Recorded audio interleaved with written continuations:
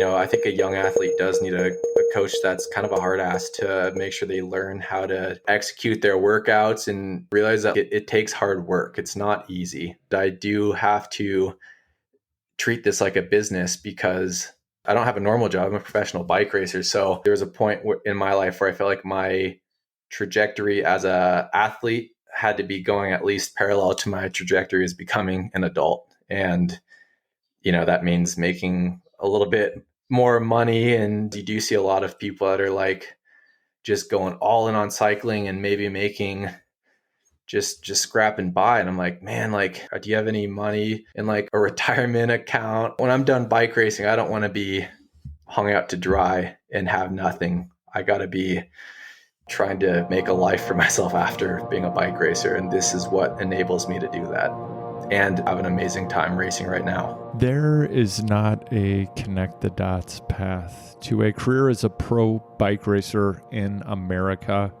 It's more of a choose your own adventure gig. The big thing in American bike racing these days is riders who compete in multiple disciplines throughout the year. This was not a career that existed 10 years ago, and now it's a big thing.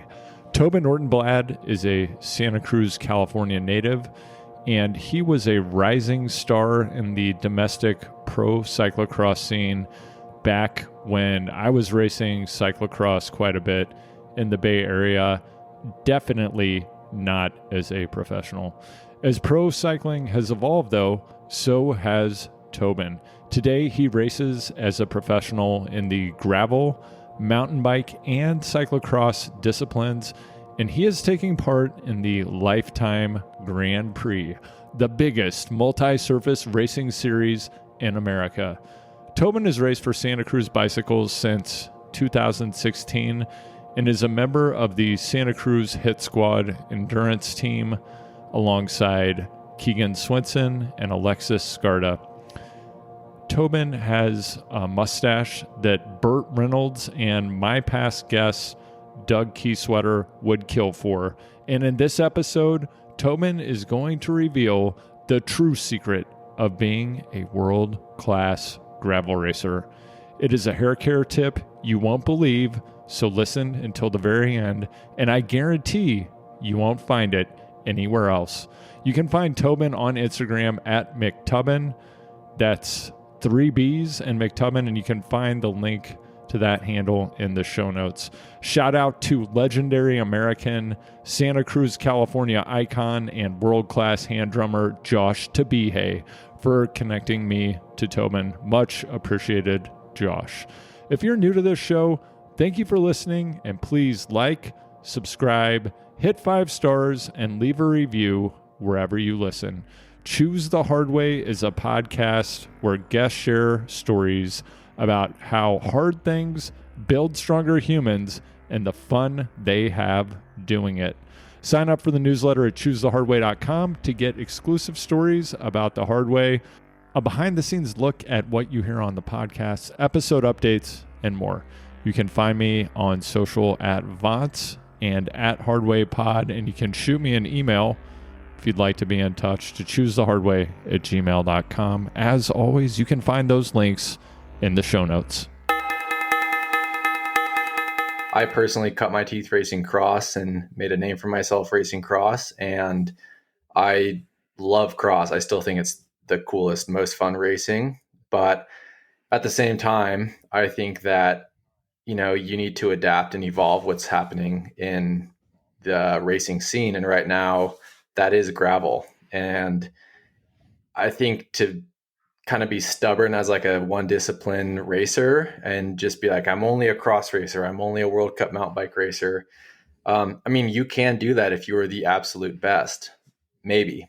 But if you're not, like if you're just maybe a podium contender, like I don't know how you can make a living and stay relevant by just doing that. And gravel is this thing that has come up and it's got a ton of support and it's super fun. So I think that you kind of have to like embrace it and do it. And it's actually a good time. So like you said, there's a bunch of different riders coming in from a bunch of different disciplines, and that's why these gravel races are so dynamic. Like some races are really fitness oriented, some are really technical, some are both, and you're seeing Keegan win all of them, but everyone else, kind of beyond that, there's a bit of a shuffle, and you're seeing guys that are like maybe not as fit but can drive the bike really well, pull results on a more technical course. You're seeing the guys that are just super horsepower, not a lot of like technical skill,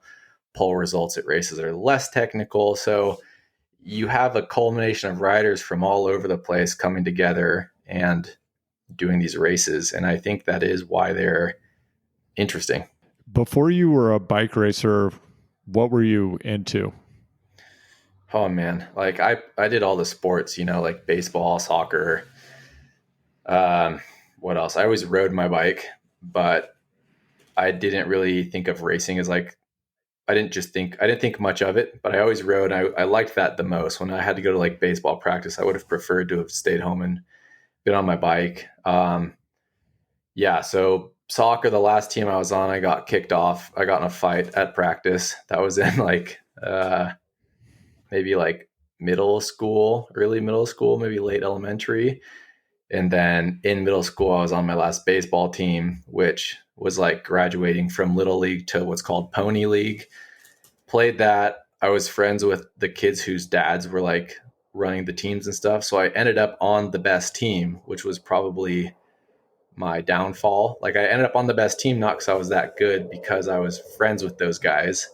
And being on the best team means you're surrounded by the best players, which means my mediocre skills didn't give me much playing time. And I felt like I was always going to these games and just sitting on the bench. And I would have preferred to have not been there. And I told my dad I didn't want to do it. And he's like, that's fine. But you have to tell, if that's something you want, you have to tell the coaches that you don't want to do anymore. Like, I'm not going to quit for you. And so, yeah, I did. I just like stopped halfway through and then just rode my bike. And then right around eighth grade, we have a high school racing series in California called NICA. A lot of states have it now. The NorCal League, I knew there was a bike racing league in high school, and that would obviously start in ninth grade. But in eighth grade, I realized that I could get out of PE in middle school, and I could get out of class early to ride with the high school mountain bike team. And I thought that that would just be a continuation of what I did for fun anyways, which was like jumping and downhill riding. And I showed up to the first day of practice and they're doing hill repeats, which was like a total backfire on my plans because hill repeats aren't easy and they're not fun. But I was also really competitive, so I didn't want to, not win the hill repeats. And then next thing I know, I'm like wearing spandex and shaving my legs and racing cross country. And getting out of school early in eighth grade to do it. And then once I was properly in high school, I did all the high school races. Because as an eighth grader, I wasn't allowed to do the high school series yet. When did you have a sense that you might be good at racing bikes?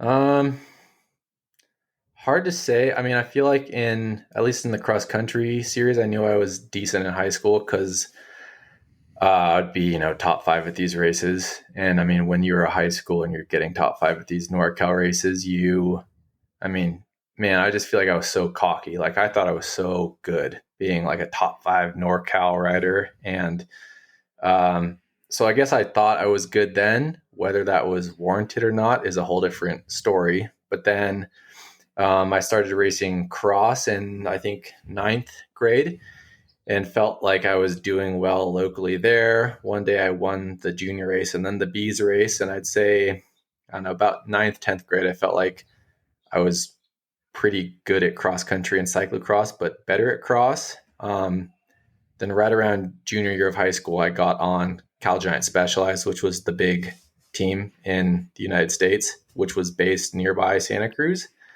And then I was starting to perform at a national level, and I knew that at that point I was probably, had something going for me, talent or performance wise. So midway through high school, I think you could say my thoughts were warranted there with performance on the national level, but thinking you're good in high school because you're performing in California is a small pond, I guess. What year would this have been that you got on the Cal Giant team? Cal Giant was, I graduated high school in 2013. 2012 would have been junior year. All through freshman year, I knew that Cal Giant was a team in the area because I knew people that were on it or affiliated with it. And I would just, whenever I got a chance to talk to the team manager, I'd send him, the local newspaper article that mentioned my name at a race. I would just email him like I was relentless. The guy probably thought, I was super annoying. But eventually, I think in sophomore, junior year, I built bikes at Specialized one summer. And then Specialized gave me a frame for my work. And then Cal Giant gave me the parts to build it. And then I continued to do well locally. And then I vividly remember junior year of high school in 2012, I was sitting in English class and I just got a ticket in my email, a plane ticket to go to Louisville, Kentucky to race the U.S. Grand Prix of cyclocross. And I'm like, I didn't even talk to my parents about it. I've just been talking to the team manager, and he's like, okay, well, like, here's a ticket, let's go. And I think I was second and third at that race. And then after that, I was pretty much fully supported on the team. Who was on Cal Giant at that time? Are we talking like Henry Kramer? Like, who are the Cal Giant stars at that moment in time? So at that moment, so we had like Henry Kramer and Gannon Mile were like the masters guys, kind of like, I guess like even like mentors in a way. Justin Robinson was another big one who is local in Santa Cruz. And then as far as like the A team, like the professional racers, was Cody Kaiser, who still races cross. This other guy, Nick Wayhall, who was kind of the year I was coming in, he was going out. So I think that he left a vacancy that I was he left the vacancy at the beginning of the season that I was ready to fill. And, the team had already probably budgeted for having him there. So once he was kind of phasing out, I was able to come in. So yeah, Cody Kaiser, Meredith Miller were big. And then I think the next year we signed Yannick Ekman and maybe his brother Robin Ekman, who were on like the Livestrong road team at the time. So yeah, they came on. And then I think 2014 was my first year out of high school. That year was Logan Owen, Cody Kaiser, L. Anderson, Meredith Miller, and myself. And it was a 5-person cross team. And yeah, that was kind of our program for until the team merged. Yeah, the team didn't fold. It didn't just disappear. It merged with the Hoggins Berman in Action in 2015. But yeah, that was our lineup until basically the end of the cross program. And what happened with cyclocross during that period of time? Because that was kind of an apex period of time for cross in the United States. So can you describe what the scene was like? What were the races like? What was the community like? Yeah. God, cross had such that was, I guess, an apex time of the scene, really, because when I came in, there was still the USGP of cyclocross, which was the United States Grand Prix, which was a cohesive series from, I forget all the races that were in it, but it was a national series with big prize money. There was a whole shot preem at every race. It was like $500 to get to the corner first, like legit money. And you had big pros still. You had Ryan Trebone, you had Jeremy Powers, you had Tim Johnson, Jamie Driscoll. You had, I don't know, the top 5 guys were making a legitimate living doing it. And then there was a bit of a changing of the guard. Those guys were starting to retire. And before they retired, the USGP disappeared. Like, that was a series that had been going strong for a long time and had like a guaranteed prize money at these races. And so when the USGP disappeared, and I think it was 2012, 2013 was the last season, that was a big blow for sure.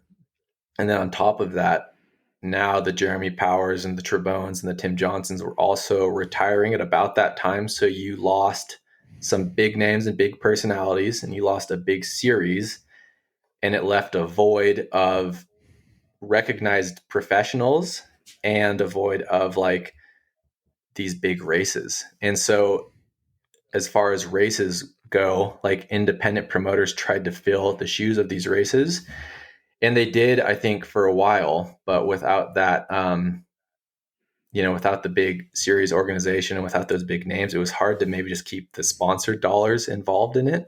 Um, yeah, I mean, I wish I could pinpoint it, but I think it's a combination of all those things. Because it used to be the case that during cyclocross season, for probably 15, 20 race days a year, you would have a race every Saturday and Sunday for 3 or 4 months just in NorCal.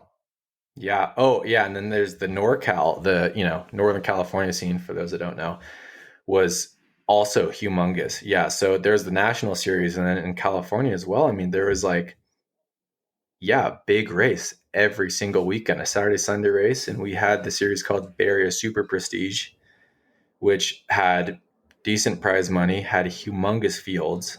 And then same thing, that guy was, I think all this timing of people retiring, getting out of it happened at once, and it just left a void and a vacuum that didn't get filled in the same either professional manner that was already there or just didn't get filled, period. And it just, that hole was never filled properly. Cause yeah, like you're saying, in Northern California during cross season, I still feel grateful. I can go race most weekends at home, but it's not the same, 80 person elite men fields that there were. Cause like maybe 80 is a bit of an overstatement, but it could be 50 to 80. The B's field would be 80. The C's field would be 60. The women's fields, like the women's elite fields, were like 30, which is huge. Like now there's 10 maybe. Like there were so many people at these races, and these people didn't stop racing their bikes, but I don't know why. I don't know why the cross thing fell out. Do you have a theory? Um, Man, I mean, I have a theory with like the last couple of years more, which is industry support. I think fewer companies are making like dedicated cross bikes. Because there was a while where like I guess Focus would be the first company. Like Jeremy Powers was on Focus bikes, and they always made a really good cross bike with dedicated cross geometry, cross specific design, right? Things that are good for being on the muddy cross course. The bikes turn fast, they're quick handling. Like taking this bike and hauling ass down a fire road is like, it's not a gravel bike. It's kind of squirrely when you're going that fast. And um, I think what happened was like maybe these companies started to see this gravel thing kind of emerge, and how there was so much turnout there, because cyclocross is racing, but most of these early gravel events were not called gravel races, they're called gravel rides. And so, if you're not a bike racer, you're like, oh yeah, I'm going to go to this gravel ride, and there's aid stations all along the 100-mile route, and I can drink a beer and I can chill with my friends, and I don't have to feel intimidated by the word racing.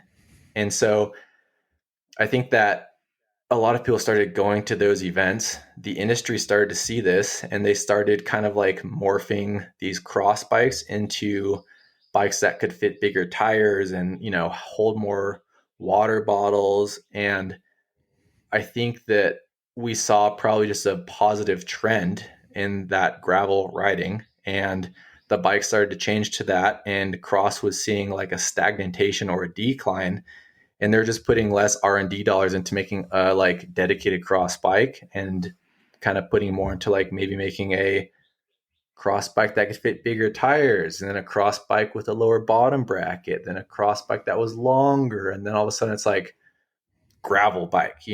So I think the industry lost a bit of interest, and they saw a different growing market, and that's kind of where we're at right now. How did that feel as a professional athlete, and a professional athlete who you were primarily focused on cyclocross for a while, When did you have a sense of, okay, this is moving in a different direction? And what adjustments did you have to make both as a business person and as an athlete? Yeah. So after Cal Giant folded in 2015, didn't fold, merged. Fold's not a great word because that's not what happened. I was left to my own devices to race. Basically, Cal Giant's like, hey, you like we're merging with this road team, and you're not even a U23 next year anyways. So like you were going to be off the program anyways, and I understood that. And at the same time, Santa Cruz Bikes, which is in my hometown, it's 10 minutes away from my house, also made a carbon stigmata that year. And they actually were talking to me when I was on Cal Giant, but they had a cyclocross bike. And this is in 2015, 16. So this bike was a legit cross bike. And I was able to basically take my national title I had in 2015 in the U23 category, ask for some support from Santa Cruz, and I got it. And then my coach at the time, Chris McGovern, was very like DIY, man, you can do this. Like you got to find money here, here, and here, and this is kind of how you do it. And yeah, I did. I found some money, and I think I was doing I was probably like I don't know, grossing like 17 grand, and doing the cross season like pretty legit on like 12 grand and paying Chris a day rate and flying us and rental cars and all that. And um, yeah, and I was doing all that, and I found the money, and that was hard because I'm doing this, I'm trying to run this little team, make sure everyone has what they need, and at the same time, like be proving to my mom that like I can make money doing this because I was also going to school in the spring, which I'd always missed the first week of for cyclocross world champs. So I was doing all that, and I did it that way for a long time, kind of putting together my own budget, paying a mechanic, this and that. And then let's see, I mean, I did it up until like COVID, basically. And then I started working with a different coach right at the beginning of COVID, just coincidental timing. And, COVID started in February and March. We saw cross country and road races start getting canceled. And I'm like, oh, the cross season will still be there in 5, 6 months. And then that got canceled. And then our marketing boss at Santa Cruz, like I say boss, his name's Jordan. He doesn't really like that term, but he's the marketing guy, and he does the sports marketing and he does the athletes and the teams. He used to race road and had a little bit more like endurance background focus, or I shouldn't say focus, but he knew the endurance scene better maybe than the previous guy did, and he was kind of keen on putting together an endurance program for Santa Cruz. And it was in the middle of COVID, and he knew that Keegan was in the area in Santa Cruz. He's like, dude, do you think that like maybe Keegan would want to have a meeting and maybe see about racing for Santa Cruz? And I was like, I don't know Keegan that well, but like I know him well enough to maybe set up a meeting. And I wasn't the only one who made this happen, but Keegan met with Jordan, and eventually, the stars aligned there, and Keegan was on the Santa Cruz program. And that was in, I guess, 2020, 2021. And Keegan is a big name, and he brought a little bit more support to like the endurance side of Santa Cruz, because previously Santa Cruz was pretty heavy in like gravity racing, so enduro and downhill. And once Keegan was on, Keegan kind of wanted to do these big like FKT attempts and big endurance stuff and just big grueling hard events, and or just trials. Like an FKT is not a race. You just go out and try to go as fast as you can on something and tell people how fast you did it. And so once Keegan was doing that, like I was just tagging along. I'm like, yeah, dude, that sounds cool. Like, let's do this. Let's do that. Blah, blah, blah. And started seeing how big these events were. And I was going to those with Keegan. And then, at the same time, Cross was seeing that still is, I think it's plateaued at a lower point, but I was like, I'm fairly decent at racing my bike off road and these other disciplines, so I can do more than just cyclocross. And I have the support to do more than just cyclocross because Santa Cruz has this new program, the Hit Squad. And I think I just got really lucky with Keegan being there and getting the support because Keegan was more around. Because otherwise, I probably wouldn't have got the support to be a gravel racer or like a cross country guy. I was just kind of a cyclocross guy. So I think it was good timing. And for me, like, I still get to race cross. So it's not like I'm abandoning this thing I love. I'm just doing more other racing in the summertime. Um, and yeah, I just feel really lucky to have that support. So I'm bummed that cross isn't what it was. But at the same time, like I said, being kind of business minded, I do have to treat this like a business because I don't have a job. I'm a professional. I don't have a normal job. I'm a professional bike racer. So I feel like you have to. There's a point in my life where I felt like my trajectory as a athlete had to be going at least parallel to my trajectory as becoming an adult, and that means making a little bit more money and yeah, growing up a bit, right? Because you do see a lot of people that are like just going all in on cycling and maybe making just scrapping by, and I'm like, man, like, do you have any money in like a retirement account or like I don't know. I just don't, when I'm done bike racing, I don't want to be hung out to dry and have nothing. I got to be trying to, make a life for myself after being a bike racer. And this is what enables me to do that. And, have an amazing time racing right now. Yeah, that sounds like a positive aspiration to Yeah. build a life that will be there after you finish as a professional racer. And as you mentioned, you kind of had a couple of these pivotal moments when there was the transition from Cal Giant, it getting absorbed into merging with another team. And then when COVID hit, all the races were shut down. So during those two periods of time, you made some adjustments. How did it feel to have kind of everything, the world as you knew it, kind of got the rug pulled out from underneath you? So how did you navigate that? Did you stay calm? Did you freak out? Did you think about doing something else for a living at all? Mm, I was like, let's say right when COVID, I guess let's talk COVID time. Um, I was lucky enough that like I wasn't I don't really know if anyone just was hung out to dry and companies were like, we're not paying anymore. Like there goes your contract. You're not racing, so we hire you to race so you don't get paid or whatever.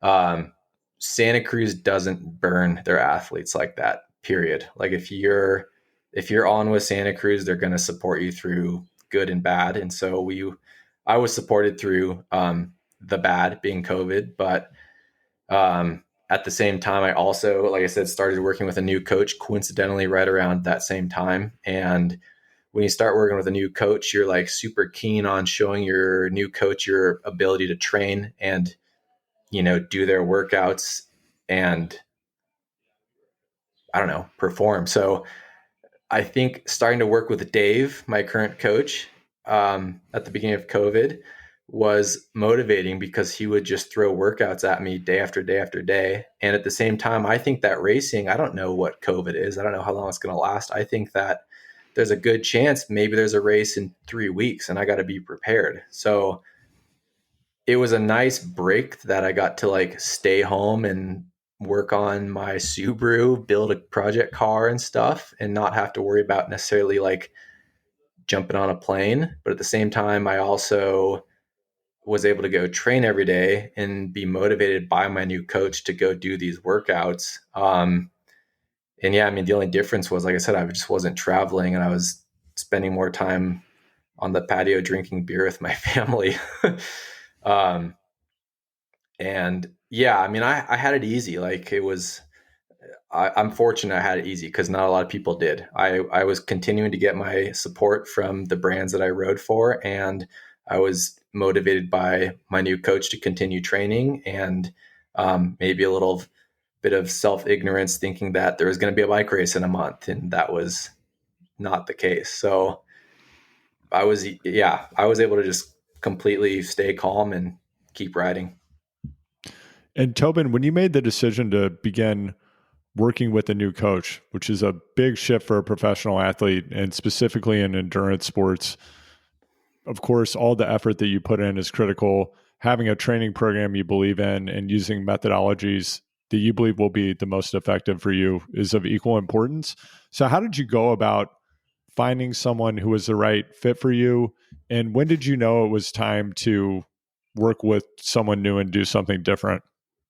That's a good question. Chris McGovern was my last coach, and he and I worked together for like 7 years. And I mean, Chris is responsible for whatever work ethic I have. Like, Chris really drilled that into me because I was working with him through high school. And, I think a young athlete does need a coach that's kind of a hard ass to make sure they learn how to, execute their workouts and realize that like it takes hard work. It's not easy. So he and I worked together for about 7 years. And then let's see, right around before COVID. So COVID, what was it? February 2020 about for COVID.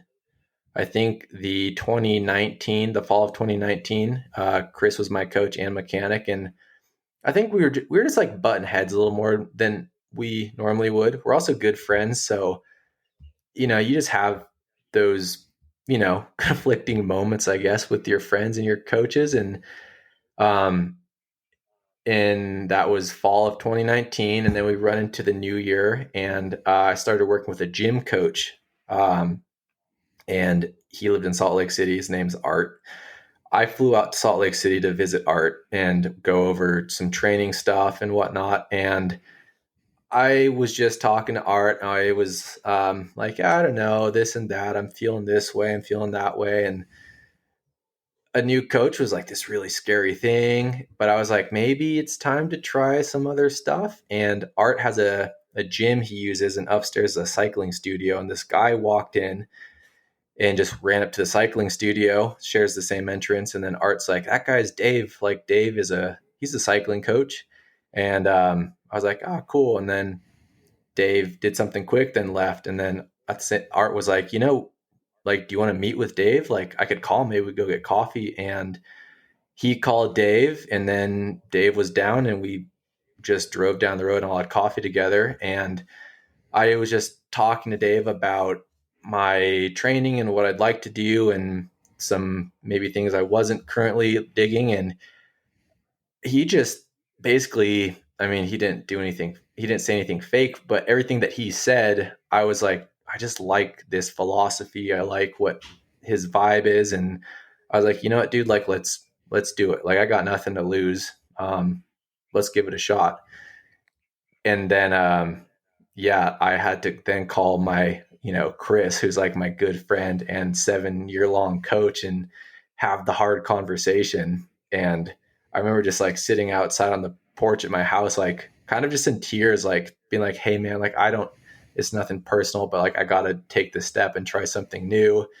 And I remember that, you basically, coaches are like a monthly, like you pay a coach monthly or something. And Chris was working for a coaching company, and it was like the last day of the month, and I just been putting it off. And I'm like, dude, you got to call him today, or like you're basically locked in for another month. And I just pushed it off for so long. And he even knew too, when I called him, he's like, yeah, I figured this was maybe the last day because of the last day of the month and everything. But yeah, I've been working with Dave now for about 3 years, and yeah, it's been good. Like I see myself evolving as an athlete with Dave, like especially trending more towards like a big endurance engine. And yeah, I don't know, as long as as long as I'm enjoying my training and he's down with what I'm doing and I'm down with what he's doing, like I see it going for a long time.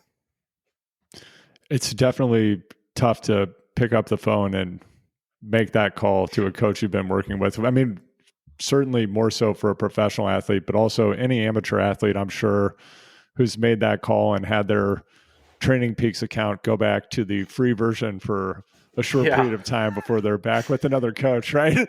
dude, totally. It's right. It's like, it's a weird feeling. It's And like breaking something up with a partner, it's like a breakup. it's It's a very personal thing. They know you really well. Yeah, they do. And I mean, it sounds like you've maybe experienced that. It's like a breakup and you just got to rip the band-aid off, and the only difference is there's probably no emotional, trauma or whatever. You're not going to run into your old coach coaching someone new and just be like all sad. I mean, you But might. They might be coaching someone who's kicking your ass potentially, but hopefully I know, not. and totally. I know, yeah, I do. Like, there's Kerry Warner is coached by my old coach Chris, and Kerry like pretty much beat me at every cross race this year, and I'm like, damn, like I just want to beat Kerry. But yeah, it's funny like that. We're all competitive, and it's that's why we race. We're competitive. We want to beat each other. It's all part of the game. And you mentioned, so you were out in Utah meeting with your strength coach. Can you talk a little bit about what do you do from a strength point of view? Because I think if people don't have a deep knowledge of the training that cyclists do, they might not understand that strength training plays an important part in it as well. So, what were you doing with them, and what do you do for strength training to complement your other training these days? Yeah. So Art O'Connor is his name. He's based in Salt Lake. His thing is WUKAR Fit, WUKAR, Wake Up, Kick Ass, Repeat. And he is my gym coach. I got linked up with him through Keegan. He was Keegan's gym coach for a long time before I started working with him. And yeah, I mean, strength training with cycling, I think, is kind of it feels like this mysterious thing to a lot of cyclists, but it's really not. I mean, if you're stronger, it's never a bad thing to be stronger, whether that enables you to make more power on the bike or enables you to crash harder without getting hurt. It's unfortunate, but it happens. And having more muscle on your body is never a bad thing. So as far as our gym sessions, we're doing a lot of core work, obviously, and then like Olympic lifts. So deadlifts are big ones, squats, step ups, Romanian split squats, leg, glute, lower back, anything in there, and um, yeah, I mean, we're just looking to do this to gain a bit of strength, and we're doing this twice a week. So I usually like to do it Tuesday, Thursday at home. Sometimes if I don't do or if I'm not racing, I'll do a Tuesday, Friday session. And I go to the gym before I train. So I get up, have a quick little breakfast, head to the gym. They're not terribly long workouts, 45 minutes to an hour. That's getting there. That's warming up. That's, doing your rounds. And um, yeah, I mean, I really enjoy it because it's something different. And as a cyclist, we spend a lot of time out on the roads alone because you're doing specific work. So it's not like I get to be like talking to my friends at home and be like, hey, yeah, you want to ride together? But also like maybe just sit on and shut up because like I got to do some work. You know what I mean? It's like you just go train on your own and you cherish those rides where you just get an open big chunk of riding because I ride with my friends and it's just like my favorite thing to do. But when you're doing a workout, it's just you're doing your work. So I like the gym because I'm there and I'm doing my work, and so is everybody else. And it feels social, even though everyone's focused doing their own thing. Like you get some social stimulation by everyone else there doing their thing. And, you start to make friends with other people that are there and, give each other a fist bump when you're walking by, doing a set, whatever. And I really enjoy that part of the gym. And, at the same time too, like you're lifting weights. So you do it for a couple weeks and you noticeably feel better and you look better. You look stronger. It's cool. It doesn't take that much time to notice this with a bit of consistency. I notice the days that I go to a good gym session, then I go train on my bike later, that like I'm engaged. My muscles have already been doing that work. Like things are firing nicely. And I like to hit the gym before I train. Worst case scenario, you're feeling a bit dull from some big, heavier day, but it never is getting in the way of my cycling, my bike workout later in the day. And when you're at the gym, do you ever jump in and just spot a buddy on the bench press? No, they're like, dude, I see your arms. Like, I'll find someone else to spot me. Yeah, if you Yeah. need a spot, you don't go to the pro cyclist in the gym. Yeah. Yeah. And the gym's interesting too, because like I go to this gym in Santa Cruz called Santa Cruz Power Fitness, and like it's a powerlifting gym. Like there's a lot of big people in there, just huge. And then there's also a few athletes, and you can tell like who the powerlifters are and the athletes just purely based on physique.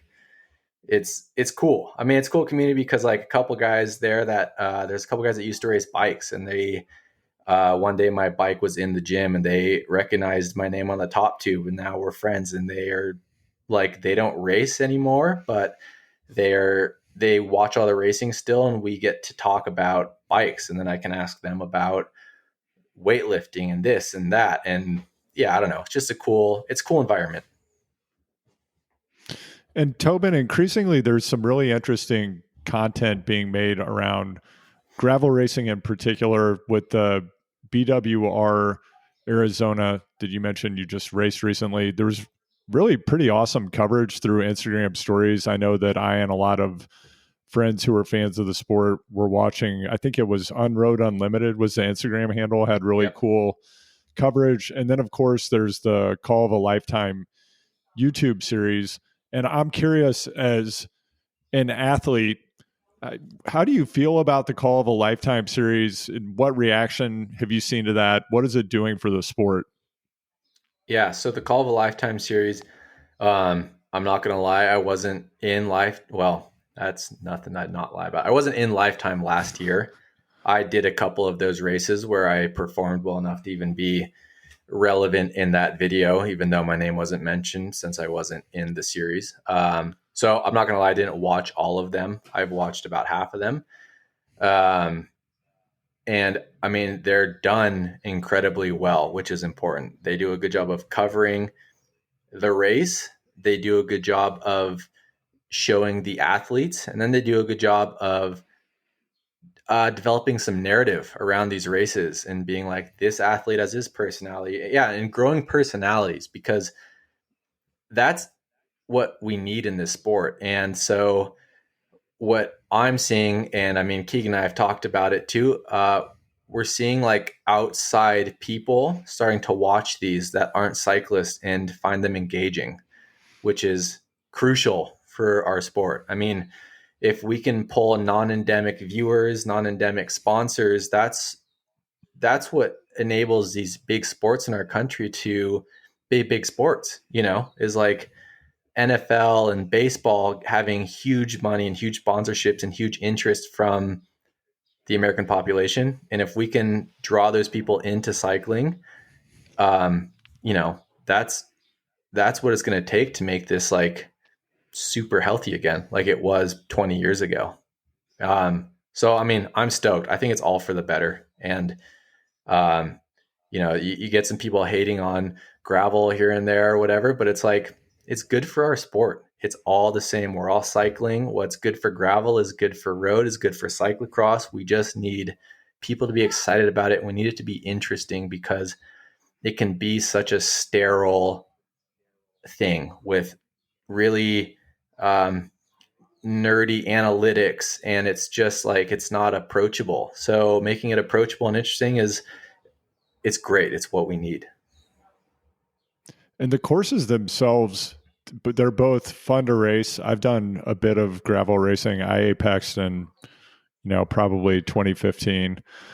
So it's been a minute, but I got second in the Unbound 100 twice before it was a highly, highly competitive thing. And you had people like Ashton Lambie and Stephen Hyde and Peter Sagan showing up. Yeah. But, I think part of what's compelling is the format itself, the terrain, and it seems like it's really pulling in a new generation of racers. And then it's also generating, at least among people covering the sport and among some of the individuals who have large platforms, there seems to be a lot of drama around, which riders are showing up, why people coming over from Europe. It kind of reminds me of the early days of, like the Don Myra era of Norba racing almost, Norba, when a yeah. similar thing started to happen. What does it feel like for you as someone inside the sport at the very highest level? How is the sport transforming, and what do you think it's doing, both from a competitive point of view and for the people following the sport? Yeah, so I mean, for people following and or participating that aren't necessarily at the point end of like a professional race, I think that something that's um, really cool for those people is to be able to do their event in their race or their ride in whatever capacity they're trying to do it, whether that be I'm trying to go and like go as fast as I can and hang on to the pros as long as I can, or I'm trying to go out and just complete this, or I'm trying to go have a good day with my friends or whatever. I think that something that is really cool is that at the end of the day, when they finish and we finish and everyone's at the expo, we all did the same course. So we get to talk about the same things and the same experiences, really, because like some of these courses have some grueling features, or some of them have some pretty views, or some of them have like an open cattle range with cows all over that you had to not hit. And at the end of the day, we get to talk about that shared experience because we all did the same course. And that is like, that's a pretty unique, I don't think that exists in any other sport. You don't get like um, professional baseball players and other baseball players that did the same thing there, because it's not. And then at the end of the day, they can just walk up to their favorite pro and just like be like, that was cool, or I'd love to meet you, or whatever it is. And I don't think there's anything else like that really in the world. Um, so I think that's huge. And then I guess as far as like the um, drama and something to follow from a spectator, like there's a lot of, it's kind of the Wild West. Like there's not like a ton of like super steadfast rules. Like there's obviously like doping control, right? But as far as like, it's almost like, I mean, I don't want to compare it to Formula One, but there's strategy, right? To like feeding and pitting and how much water you're going to carry and your fueling and when and where you're going to do that. And like we see little snippets of like drama all over the place, like Keegan at Steamboat last year, like Peter Stetno's yelling because Keegan like said, Peter said he like skipped a feed, but Keegan like didn't skip a feed. He just had a camelback on and he didn't need to stop. And Pete had done the same thing somewhere else. So it's like, it's just kind of like out strategizing each other. And I truly believe that like no one is going to capitalize on someone's like if someone stops to fill their bottle of feed, someone's not like out of the saddle sprinting attacking them. But like if you can keep rolling and they got to chase you, you're going to take that opportunity every chance you get. And then there's always the strategizing of like, what tires do I run? Do I run a faster tire and risk flatting or crashing? Do I run a heavier tire and know that I'm not going to flat? Like it's such a dynamic race with so many variables that you need to think about and plan for, that you just don't have in any other sport. Like especially cyclocross. Like cyclocross, you run a 33 millimeter tire and you don't feed. You just go out there and hammer and try to, outmaneuver each other. And I think that's obviously awesome too. But gravel has, do you want bottles on your bike? Do you want to pit here? Do you have this in case you flat? What tires are you running? Are you going to run a hydration pack? One thing after another. So, um, yeah, I mean, I think that's kind of the cool drama that people are like enjoying watching. What's your favorite course? Mm, man, honestly, my favorite course is, well, race is Lost and Found, which is in Northern California. It's kind of near, I guess the closest big town would be Truckee. And it's off of Highway, I think it's called Highway 89 near Truckee. You take that into this valley, and the race is in this town called Portola.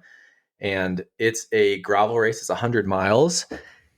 And it's kind of the first gravel event I ever did. And it's just grueling. Like it's nasty. It's like a bit of altitude and you're on like Jeep trails sometimes. Sometimes you're on a road. There's not really a lot of single track. and it's so hard, and you're going so fast on these little 40 millimeter tires, like one year Carl Decker won on a mountain bike. It's like it's that kind of hard course. And it, unfortunately, it's the same weekend as Unbound, and it always has been. So you get a pretty divided field there, unfortunately. And I wish that those two could just talk to each other and just not do that. But someone's unyielding. I don't know who. But that's probably the most fun gravel race I've ever done. But I'm gonna do a lot of new ones this year too. And BWR Arizona last week was also really fun. They're all just so fun because like you're just going so hard the whole time, and yeah, just trying to keep it together. But I'm gonna say lost and found, hands down. How has the logistical complexity of what you do, just moving equipment around, like right now you're in Tucson with Keegan, you're training there. Is it more or less complex than it used to be when you were more primarily focused on cyclocross? And what goes into all the logistics and ops with what you're doing? So yeah, we got two sides of I'd say like logistical complexities. Cyclocross is a logistical nightmare from a gear standpoint, while gravel is a logistical nightmare from a support while racing standpoint. So cyclocross is you got to have two identical bikes because you have a pit bike, and then cyclocross still races on tubulars, and tubular tires, if you guys don't know, they glue onto the rim. So you're not swapping that like a normal bike tire. It literally glues onto the rim, and it's a process to get that thing mounted. So when I go race cross, and if I want to show up to a race feeling prepared with every possible equipment scenario that I might need, I'm going with two bikes, and I'm going with minimum 6 sets of wheels. That's a lot. And you're bringing wheel sets. Um, you're not bringing two wheel sets with a bunch of different tires. These tires are glued to the rim, like I said. So you are bringing wheel sets. And so for a cross, like I said, I'm bringing two bikes, and I'm bringing 2 sets of filed treads, 2 sets of intermediates, and 2 sets of muds. So that's 6 sets of wheels. That's 12 wheels. Like that's a lot of stuff to travel with. And I mean, sometimes you'll take a gamble and be like, oh, I don't know, the weather on the East Coast is looking dry. Maybe I'm gonna just like fly with only my bike case and my extra wheel bag. But sometimes, you're like, it could be anything, so I got to bring everything. So that sucks. But once you're at the cross venue, it's just a cyclocross loop, right? So it's not like you need like some feed zone or something. You can't even do that. All you need is a mechanic to hold your bike in the pit. So the prep for cross and the equipment is a nightmare. And then once you're racing, it's easy. It's all handled. Gravel, you're probably bringing your gravel bike and a set of backup wheels and maybe a set of tires to change. So from that part, the equipment's really straightforward and simple. And the hard part is like the logistics of BWR, for example. We have Myron, our mechanic, and then we have Sam, who works for Santa Cruz, that is there to help feed. So we have two feeders, and those guys need to be at like 5 or 6 different feed zones all over this 120-mile course. And they have to feed Keegan, they have to feed me, and they have to feed our third teammate, Alexis Scarda. So Alexis is in the female, or she's in the women's race. So they aren't, if they do start the same time as us, there's usually a separation by the first feed. And Sam, if he's at the first feed, has to feed Keegan, who sometimes already has a couple minute gap on me. He has to feed me. Then he has to feed Alexis. And then after he feeds Alexis, he has to get in the van and try to get to the third feed zone. So he's going from 1 to 3. Myron, our other mechanic and feeder, is already at feed zone 2 to do the same thing. We're going to hit feed zone 2. And now things start to get complicated because the gaps have gotten bigger. So if Alexis is 20 minutes down from us at feed zone 2, Sam has to worry about his ability to feed her a bottle and then not miss Keegan at the front going to the next feed zone, if you're kind of catching my drift. So that's where things get complicated, and we can make a plan. All of us make a plan the night before, but on the day, if something happens and he misses, like, if he misses Alexis, it's bad because she's probably leading her race. And if he misses Keegan, that's bad because he's probably leading his race. So the juggling act there is pretty insane. And at the end of the day, we kind of do it. Everyone kind of does know each other. So if like Keegan or Alexis is just like screwed, someone probably is going to give them a bottle. But you ideally execute your plan perfectly, and that's hard to do because now we're looking at time gaps and we're looking at average speeds and we're guessing when we're going to be at these feed zones. And then at the same time, we're looking at maps and driving distances to see if these things all are in fact going to line up for a successful logistical cluster. Yeah. So they're opposite on that side, but they both have their complexities. With gravel, have you ended up in a situation where you're without nutrition at a time that you need it, or this system kind of falls apart? Not yet, but honestly, it's a matter of time. Like, yeah, no, not yet. Like, yeah, I did miss a bottle.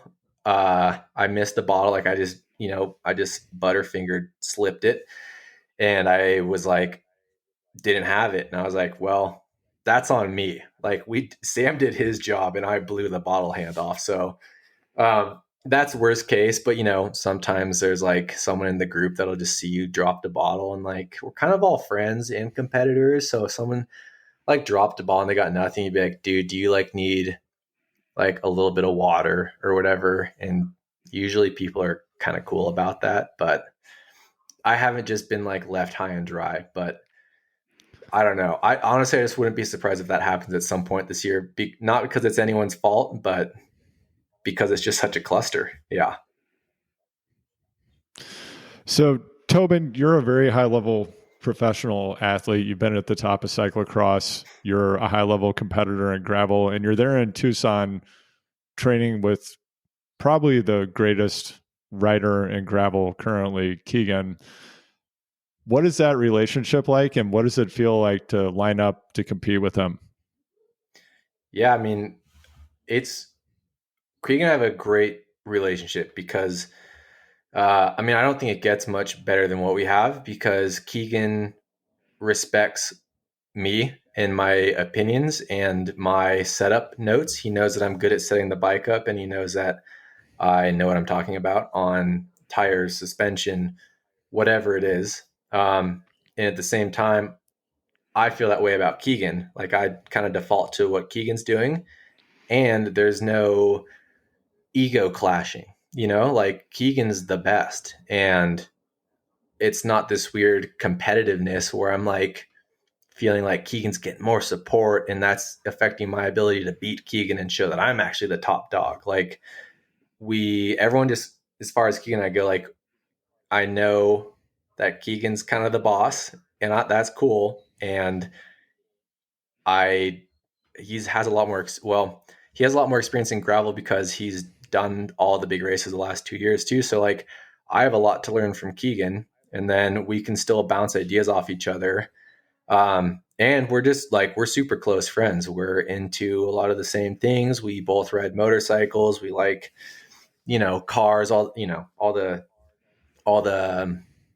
other stuff. We get along really well too. And then something that has benefited me a lot as an athlete is Keegan is a lot more like analytical than I am, and he is reading the latest science and how to get that 0.5% or 1%. And I think that's kind of somewhere that I could do better as an athlete, is to kind of commit more of my spare time to trying to like gain that percentage or two. And Keegan is doing that and has found a way to do these things and refine these processes. So I just kind of get to piggyback on like things that have worked for him and then adapt and dial them in for myself, without doing all that back work, to be terribly honest. So Yeah, I mean, I think it's a relationship where we both support each other incredibly well. And I mean, I couldn't ask for a better setup. And at the end of the day, we line up to race and it's like,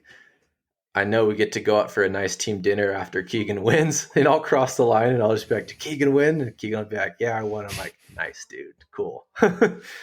um, yeah, it's rad. Like I just feel like I've said a million times, just super lucky to be in this position with this brand and these teammates. Tobin, in that science-based marginal gains category, one of the things that's gotten super popular in the last 2.5 years is riders taking in more and more carbohydrate per hour. Some people now up to like 150, 170 grams. And they Yep. used to think, hey, you can only process 75 grams of carbohydrate. Is there anything else that's happening now that's legal and science based that you've picked up from Keegan or other people that you found to be really effective? Um, so first of all, fueling is huge. Yeah, I mean, I was kind of ignorant to the fueling stuff. I mean, I knew that like the days that I performed well, I was putting a ton in. Um, but something that I've learned from Keegan and tried to refine is exactly like what you're talking about. Like, at the bare minimum 90 grams of carbs an hour. Ideally, you're hitting 150, or sorry, not 150, 120 to 150. We are starting to see like diminishing returns on anything kind of like above that 150 mark. Like you're just when you're putting that much in, you're upping the chances quite highly of just having like GI distress, and you're trying to put as much carbs in as you can without your stomach being upset.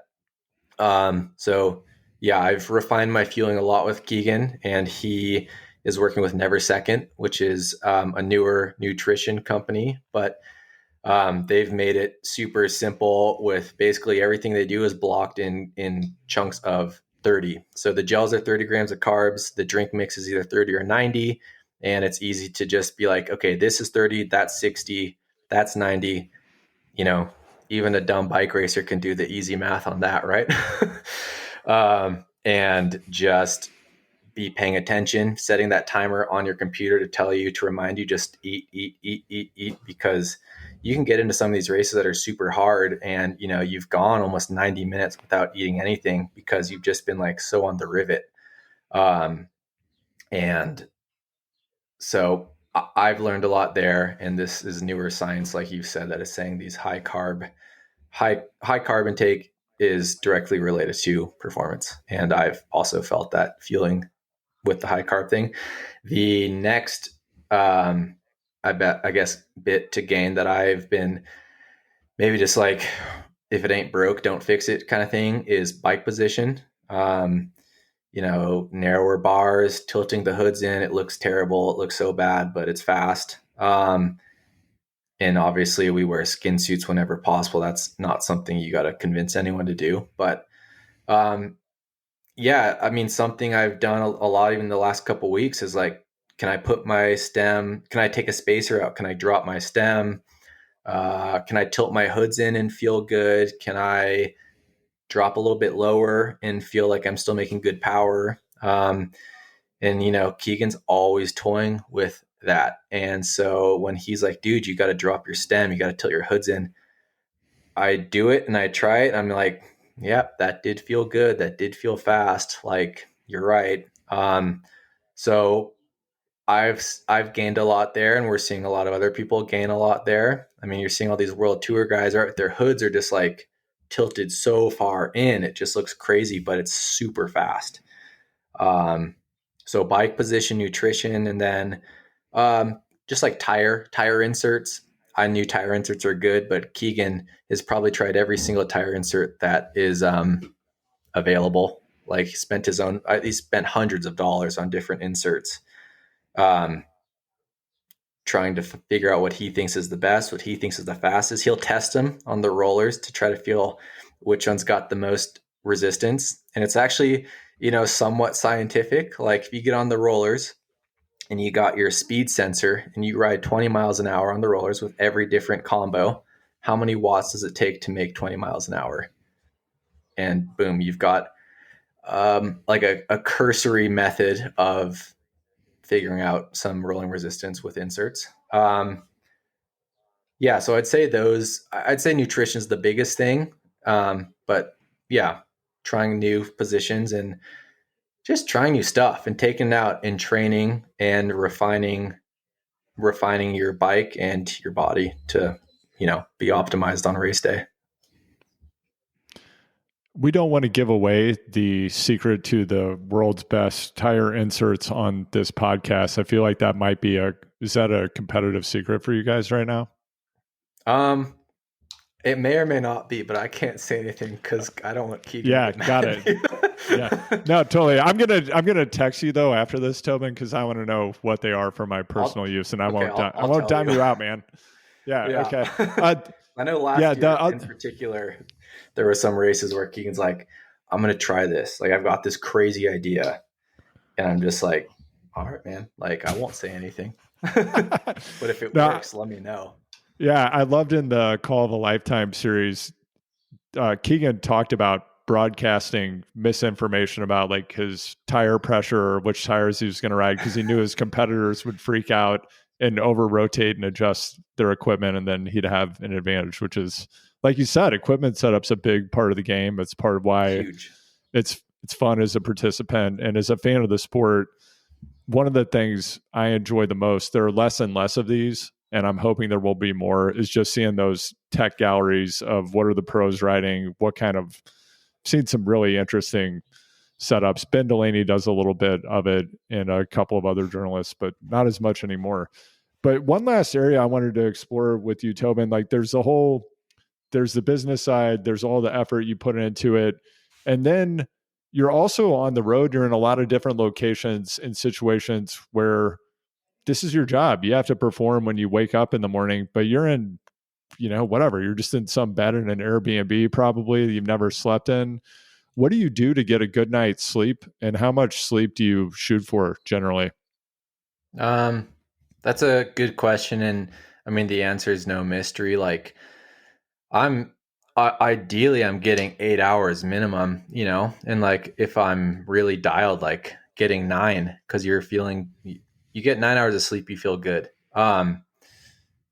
Something that's a struggle living on the West Coast or the Western United States is when you fly east, you do lose time. So, if we're going to the East Coast or the Midwest or something, and you're 2 hours time difference, if you don't get there early enough to adapt to that time zone at all, like you might be falling asleep at midnight, which feels like 10 o'clock your time, which is about when you'd probably be actually falling asleep.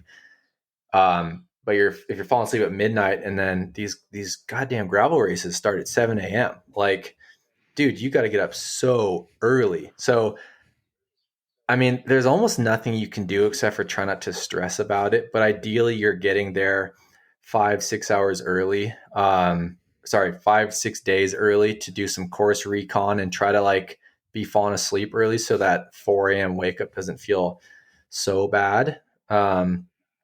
But yeah, I mean, at the end of the day, again, we're lucky because we've got great support from Santa Cruz. So we're usually in a pretty comfortable Airbnb. Every athlete gets a good bed. The only thing we got to worry about is like who gets the master room. But yeah, I mean, like last year, Keegan and I shared it. Sometimes we'll share a room, but we're both in a bed. So we're pretty fortunate there. And I think as far as like race day or race night sleep, it's important to remember that what's more important than that night before your race are the 3 nights prior to that. So if you're getting, it's like charging a battery, if you get good sleep those 2-3 nights beforehand, like you're going to be pretty good because in reality, if that race starts at 7 a.m., everyone's getting up early and no one got a good night of sleep because we all have the same anxious, nervous energy before big races. And, I'm a big proponent of like, you've got so many variables in bike racing and I mean, your life, right? So really look at these variables and look at what you can control and what you have control over and what you can change. And then the ones you can't change, like the weather or what other people are doing, just don't worry about them because it's wasted energy and it's not doing anything positive for you and it's not helping you gain anything. Now that you're doing the Lifetime series, I'm wondering, given the prevalence of mustaches within the pro racing gravel field, it's almost like being California Highway Patrol. You almost have to have a mustache. There are a couple of anomalies, of course, Keegan among them. Do you feel peer pressure to have a mustache? And is it kind of intense on the line, like the showdown between the mustaches? It's not great, but I'm blessed with good hairy genes for better or worse. Actually blessed, I guess, but yeah, I'm lucky to be able to have a nice prominent mustache, but there's a lot of other, hair fashion out there that, you can't even see right now necessarily. Like bleached hair is worth extra speed. Learned that from Keegan. Whether or not my girlfriend likes it is a completely different topic, but um, yes, I know she likes the mustache, so at least I've, still got points there. Fantastic. Well, thanks for sharing those trade secrets, Tobin. And I think we'll see a lot more amateur racers with bleached locks here in the coming season. So thanks for joining me today. And if people want to learn more about you, follow you, where should they go?